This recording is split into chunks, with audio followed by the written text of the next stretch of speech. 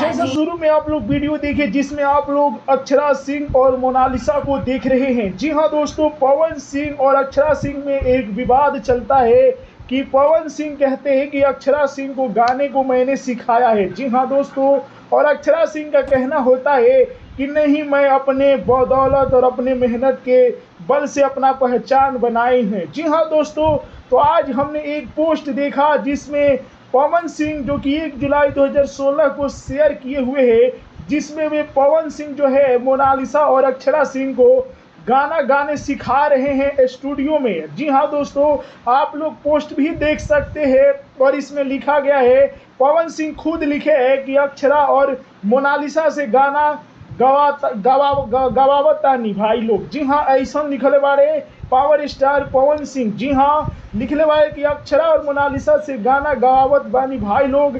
जी हाँ, तो आप लोग इससे समझ सकते हैं कि कहीं ना कहीं अक्षरा सिंह को पवन सिंह ने ही गाना गाने को सिखाया है। जी हाँ दोस्तों, इसमें पवन सिंह जो की आवाज़ भी पीछे से दे रहे हैं। तो आप लोगों को क्या लगता है कि अक्षरा सिंह अपने बदौलत पहचान बनाई है या उनको पहचान बनाने में पवन सिंह का हाथ है? कमेंट में हमें ज़रूर बताइए।